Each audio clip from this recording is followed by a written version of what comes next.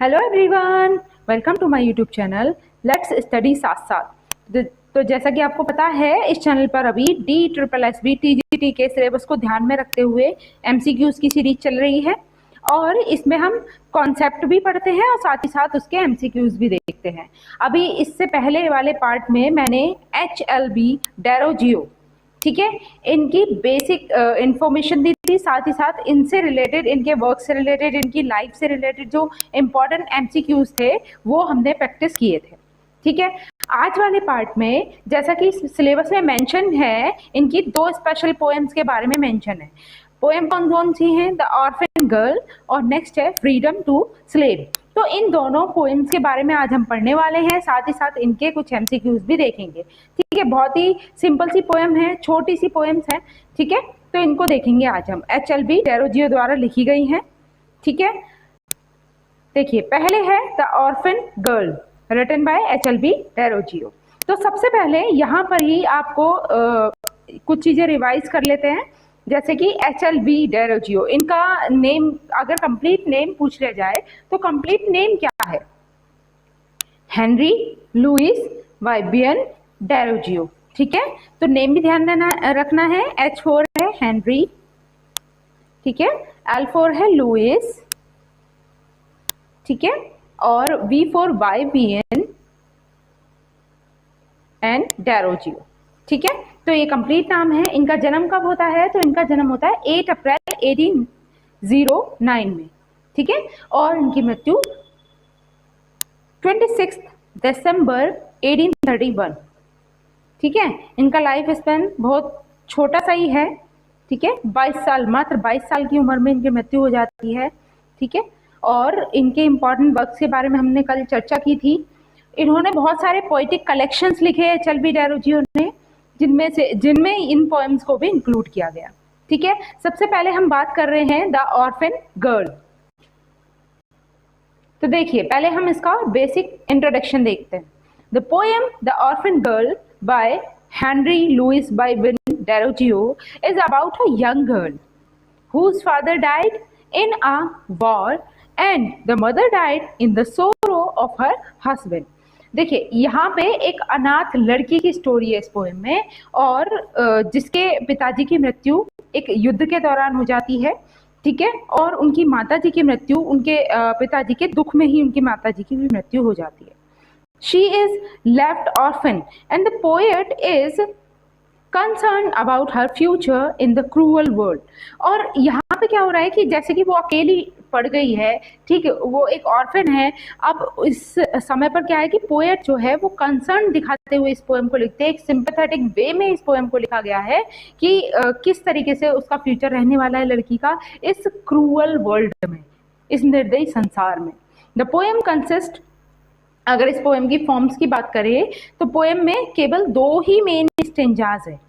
ठीक है, 2 main stanzas हैं जिनमें 12 लाइन ईच है।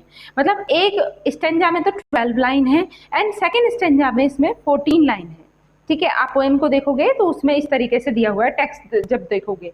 ठीक है, इसकी राइमिंग स्कीम भी बहुत सिंपल सी है। अगर आप देखो, स्टार्टिंग की अगर 4 लाइन को हटा दे, ठीक है, स्टार्टिंग की 4 लाइन की कोई प्रॉपर राइमिंग स्कीम नहीं है, लेकिन स्टार्टिंग की 4 लाइन्स के बाद में इसमें जो राइमिंग स्कीम बन के आ रही है वो है AABB। ठीक है, इस तरीके से इसकी राइमिंग स्कीम फॉर्म हो रही है, वो भी आपको ध्यान रखना है। और अब आपको आई होप आपको ना पोएम की जो थीम है वो समझ आ गई होगी कि एक ऑर्फन गर्ल पे ये स्टोरी है। बहुत ही मेलनकॉलिक वे में इस चीज को लिखा गया है। ठीक है, चलते हैं आगे। इसकी जो थीम है, थीम पे अगर हम चर्चा करें तो कौन कौन सी हो जाएंगी? Orphanhood and isolation, loss and grief, और vulnerability and exploitation, critic of societal neglect। तो ये सब इसकी मतलब क्या है, थीम है। इनसे आप उसके सार को समझ पाओगे। ठीक है, चलिए, इस पोएम से आप क्लियर हो गया होगा। अब नेक्स्ट पोएम की अगर हम बात करें, इसमें किस चीज के विषय में बात की गई है? पोएम है फ्रीडम टू स्लेव। ये HLB डेरोजियो द्वारा ही लिखी गई है, और इसकी क्या समरी है या फिर कहें इसकी क्या थीम है उसे देख लेते हैं। HLB Derozio's poem freedom to slave 1827 is about a slave who regains his freedom after prolonged captivity। अब इसमें क्या है, देखो सबसे पहले आपको ये समझना है कि फ्रीडम टू स्लेव जो है ये पहली बार 1827 में इनका जो पोएटिक कलेक्शन आता है HLV डेरोजियो का पोएम्स, पहला वाला जो पोएटिक कलेक्शन था इनका जिसका नाम था पोएम्स, उसी में पब्लिश होती है। ठीक है, 1827 में पब्लिश होती है। अब इसमें एक स्लेव की स्टोरी दिखाई गई है। ठीक है, उस समय पर क्या था कि एंटी स्लेव मूवमेंट चल रहा था और उसी से रिलेट करती हुई ये स्टोरी है। एक स्लेव की स्टोरी है इसमें, और वो ऐसा स्लेव जिसको अभी अभी फ्रीडम मिली है। ठीक है, तो उसकी खुशी क्या है, इस चीज को रिलेट करते हुए ये स्टोरी है। जैसे कि इसके फर्स्ट स्टेंजा में आप देखोगे, in first stanza the poet expresses the excitement of the newly liberated slave. ठीक है, तो पोएट क्या एक्सप्रेस कर रहे हैं, उसकी एक्साइटमेंट एक न्यूली लिबरेटेड स्लेव की, जो नया नया अभी आज़ाद हुआ है, एक ऐसा स्लेव जो सालों से गुलामी कर रहा था लेकिन अभी क्या है, अभी उसे आज़ादी मिली है। ठीक है, तो उसकी जो फीलिंग्स है, उसकी जो एक्सप्रेशन है, उसकी एक्साइटमेंट को रिप्रेजेंट किया है फर्स्ट स्टेंजा में पोएट ने। As the slave comes to know about his freedom, जैसे ही स्लेव को अपनी फ्रीडम के बारे में पता चलता है, ही फील्स जुबिलेंट, वो बहुत ज्यादा खुश हो जाता है। ठीक है, he feels the wind and, वह क्या कर रहा है, हवा को महसूस कर रहा है, क्योंकि एक पर्टिकुलर हम कैद में रहते हैं तो उसमें क्या होता है, उन चीजों को फील नहीं कर पाता, वो एक डेड बॉडी की तरह फील करता है उस समय पर। लेकिन उसके बाद में जब उसे पता चलता है कि उसे फ्रीडम मिल गई है, ठीक है, तो वो क्या है, विंड को भी फील कर रहा है। And looks at the birds, पक्षियों को देखता है, एंड स्ट्रीम्स, ठीक है, धाराओं को देखता है। इस तरीके से सब चीज जो है, वातावरण की चीजें भी क्या है, उससे फील हो रही है। Shortly thereafter he realises that similar to those natural element he is also free. और फिर बाद में उसे क्या एहसास होता है कि जिस तरीके से नेचुरल एलिमेंट जो है वो फ्री हैं, ठीक है, वही हवा फ्री है, पक्षी आसमान में उड़ने के लिए आजाद हैं, उसी तरीके से वो अपने आप को भी कंपेयर कर रहा है कि वो भी अब क्या है, वो भी फ्री है। ठीक, इस तरीके से इसकी थीम है, इसकी समरी है। अगर आप इसके सेकंड स्टैंजा में देखोगे, in the second stanza the speaker addresses freedom and says, speaker क्या है, स्पीकर कौन है, स्लेव। ठीक है, ऑब्वियसली बात है, इसमें मेन स्पीकर कौन है, स्लेव है, और वो एड्रेस करते हुए, फ्रीडम को एड्रेस करते हुए, स्वतंत्रता को एड्रेस करते हुए कहता है that it keeps igniting the altar of the soul.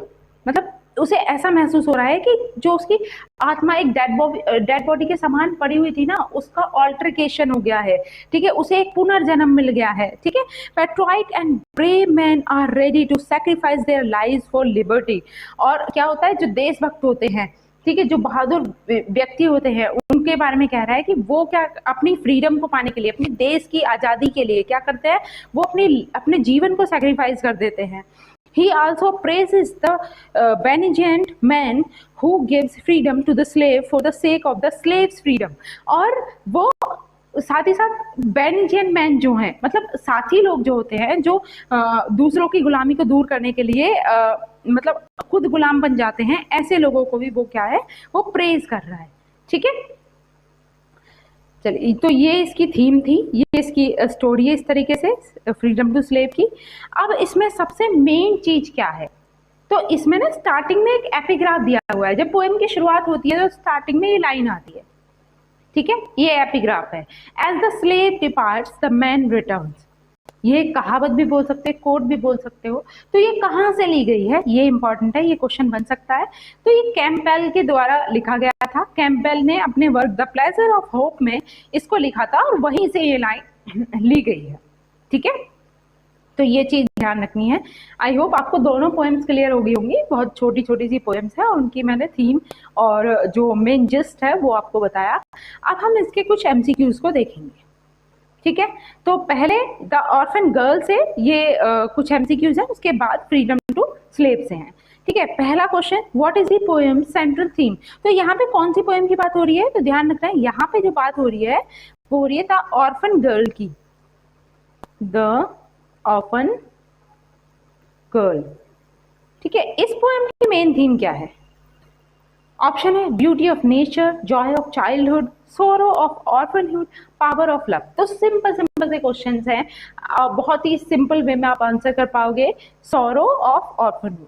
ठीक है, option number 1 is the correct answer. ठीक, अगर आप उसमें फ्रीडम टू स्लेव की बात करें तो उसका भी आपको ध्यान रखना है कि जैसे कि मैंने बताया था ऑर्फन गर्ल में केवल 2 स्टेंजाज हैं, ठीक है, वैसे ही फ्रीडम टू स्लेव में 3 स्टेंजाज हैं, ठीक है, वो भी आपको पता होना चाहिए। नेक्स्ट देखते हैं, what is the orphan girl's emotional state.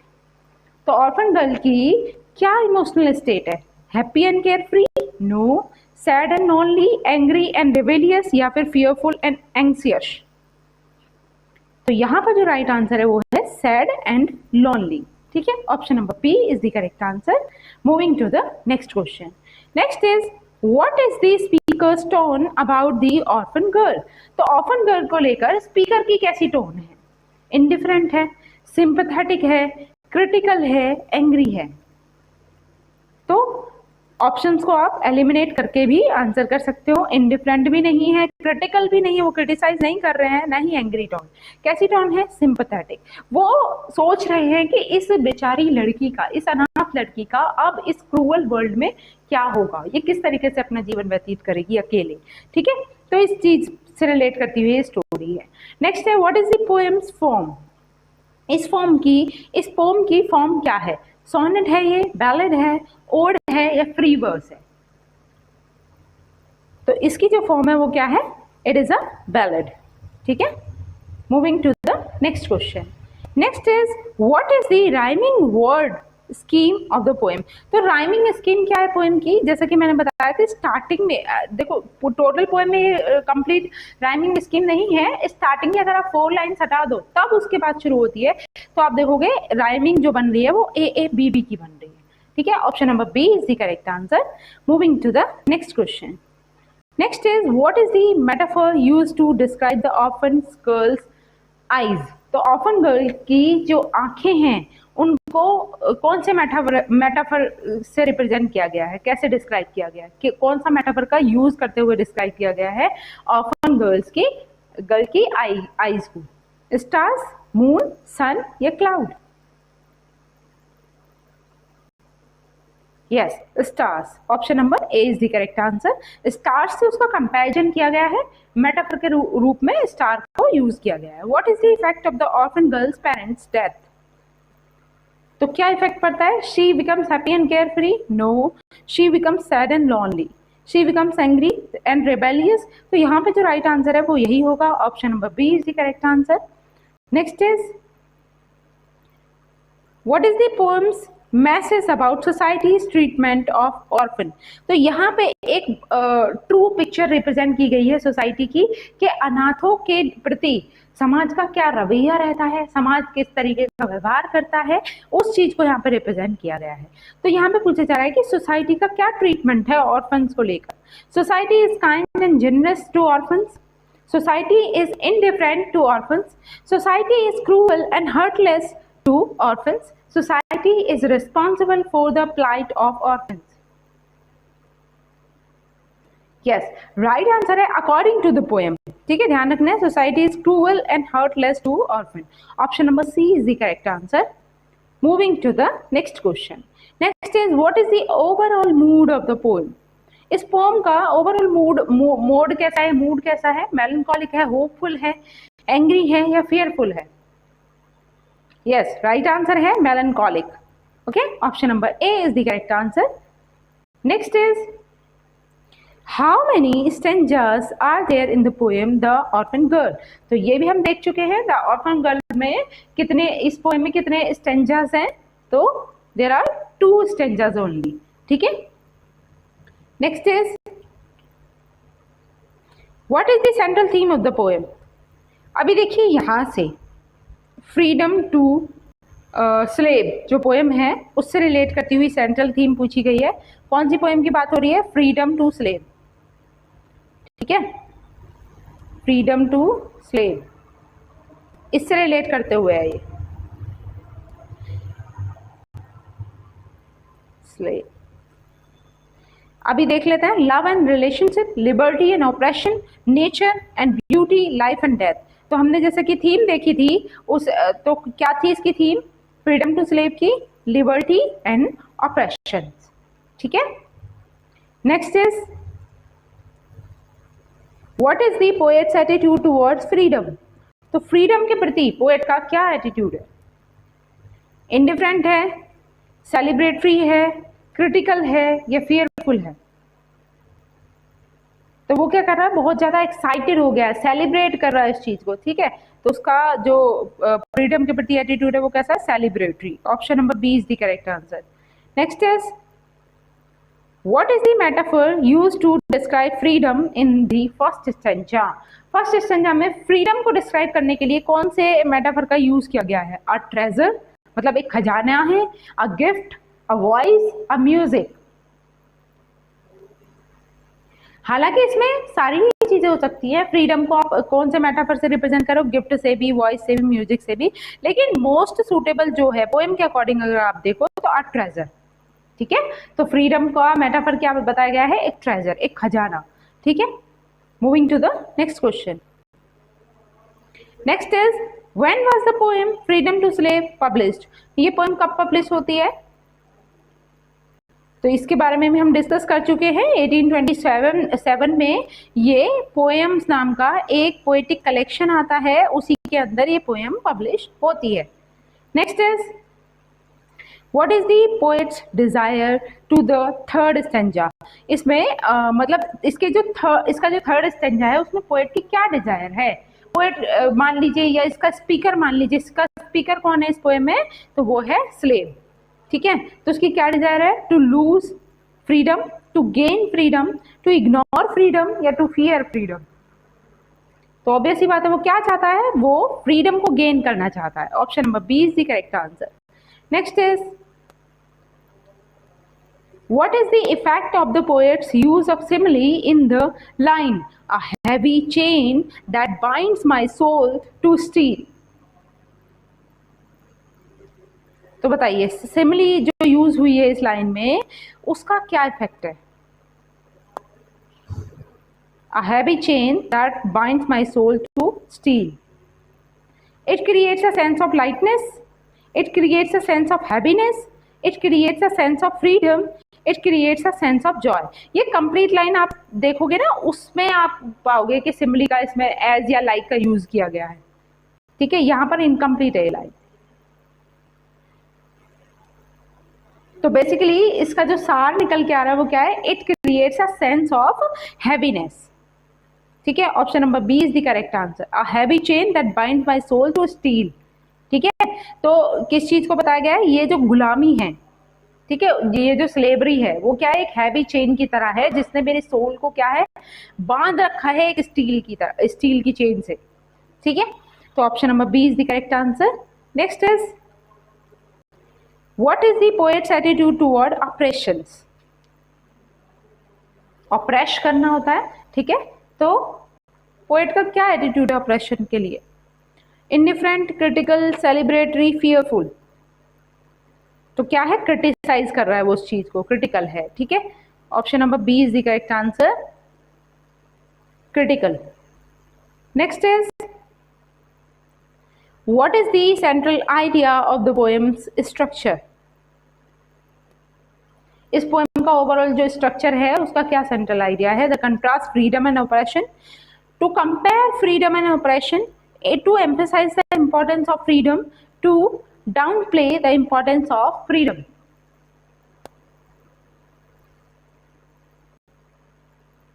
Yes, to contrast between freedom and oppression, यहाँ बिटवीन और होना चाहिए था, ठीक है।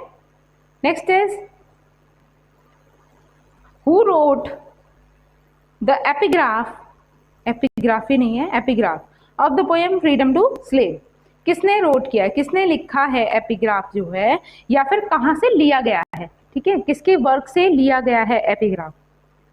ये क्वेश्चन का सेंस थोड़ा अलग हो गया है, यहाँ पे होना चाहिए था फ्रॉम विच वर्क, ठीक है।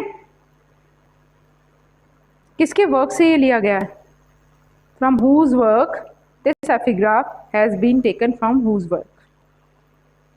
राइट आंसर है यहाँ पे कैम्पबेल। कैम्पबेल का एक वर्क है, उस वर्क से ये लाइन ली गई थी, जो एपिग्राफ बन के आई है इस पोएम में, फर्स्ट लाइन बन के आई है, वो ध्यान रखनी है, ठीक है। Next question,